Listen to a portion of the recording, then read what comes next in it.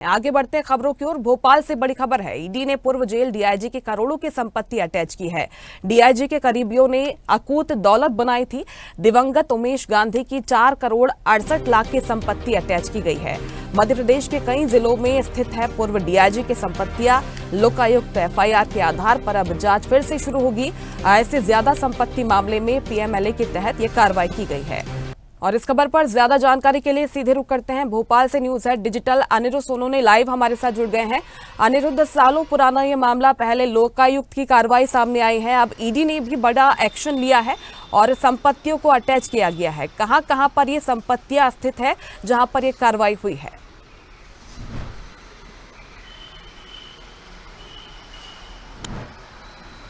देखिए, केंद्र सरकार का भ्रष्टाचार के खिलाफ जो अभियान देश भर में चल रहा है वो मध्य प्रदेश में पिछले कुछ दिनों से जारी है और लगातार कचरा साफ हो रहा है जो कि भ्रष्टाचार का दीमक बनके जनता को परेशान करता था। और इसी कर पिछले दिनों ईडी ने लगभग 200 करोड़ की संपत्ति अटैच की थी जो कि पूर्व मुख्य सचिव और उनके करीबियों की थी, पूर्व मुख्य सचिव के करीबियों की थी। और 200 करोड़ की संपत्ति अटैच करने के बाद, जिसमें कई जमीन जायदाद, बिल्डर और होटल व्यवसाय से जुड़े लोग शामिल थे, ईडी ने फिर कल देर रात को एक नोटिस जारी किया और अटैच संपत्तियों की जानकारी दी। और इस बार मध्य प्रदेश के जेल विभाग में पदस्थ डीआईजी उमेश गांधी की संपत्तियां अटैच की गई हैं और 4 करोड़ 68 लाख के लगभग की ये संपत्तियां हैं। 20 संपत्तियां ईडी ने अटैच की हैं और ये 20 संपत्तियां 5 शहरों में मध्य प्रदेश में मौजूद थी, जिनमें भोपाल, सीहोर, इंदौर, कटनी और सागर शामिल थे। लगभग 12 साल पहले लोकायुक्त ने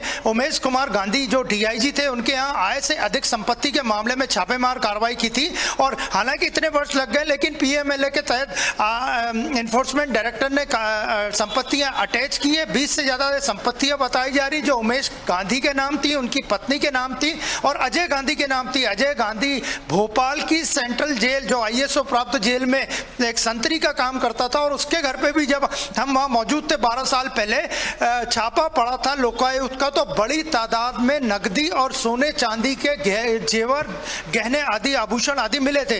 तो ईडी ने फिर एक बड़ी कार्रवाई की है और पूर्व डीआईजी उमेश गांधी कुछ वर्ष पहले अब नहीं रहे इस दुनिया में, लेकिन उनकी संपत्ति लगभग 4 करोड़ 68 लाख की ईडी ने 20 संपत्तियां अटैच की है। और इससे ये संकेत दिया है कि केंद्र सरकार का ईडी डिपार्टमेंट लगातार मध्य प्रदेश के भ्रष्टाचारियों पर कार्रवाई करेगा और आगे भी इस तरह की कार्रवाइयां जारी रहेंगी।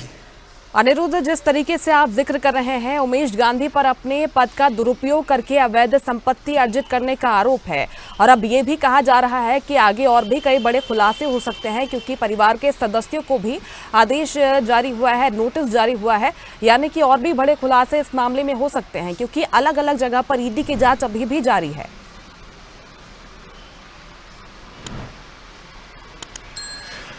देखिए, जो संपत्तियां अटैच की गई हैं, जो 20 संपत्तियां उमेश गांधी जो पूर्व डीआईजी थे, मध्य प्रदेश के जेल विभाग में बड़े ओहदे पे थे, उस संपत्तियों के साथ साथ उनके बैंक जमा को भी अटैच किया गया है। वहां से जो आभूषण मिले थे सोने चांदी के, उन्हें अटैच किया गया है। म्यूचुअल फंड्स को अटैच किया गया है। इसके अलावा जो बीमा की कुछ पॉलिसियां मिली थी उन्हें भी अटैच किया गया। तो कुल मिला के देखा जाए तो ईडी ने एक बड़ी कार्रवाई की है। हालांकि इसमें अमाउंट उतना ज्यादा नहीं है, लेकिन 4 करोड़ 68 लाख जो रुपए की 20 प्रॉपर्टियां, अचल संपत्ति जो अटैच की गई है, वो एक आम जनता के लिए, आम आदमी के लिए काफी बड़ा और असंभव अमाउंट रहता है कि वो जीवन में इतना कभी कमा पाए। तो आगे भी ये कार्रवाई जारी रहने की पूरी उम्मीद है। लेकिन फिलहाल उमेश गांधी की 20 संपत्तियां अटैच कर ली गई हैं और जिसमें उनकी पत्नी के नाम की संपत्तियां और उनके भाई अजय गांधी के नाम पे की संपत्तियां जो भी जेल विभाग में था और आय से अधिक पूरा मामला था। और उमेश गांधी पर लगातार भ्रष्टाचार के कई आरोप लगे थे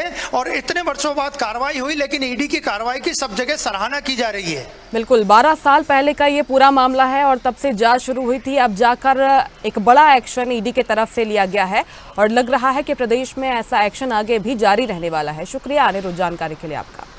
लेटेस्ट खबरों के लिए लाइक, फॉलो और यूट्यूब पर सब्सक्राइब करें, बेल आइकन दबाएं, साथ ही विजिट करें swedishlive.com पर।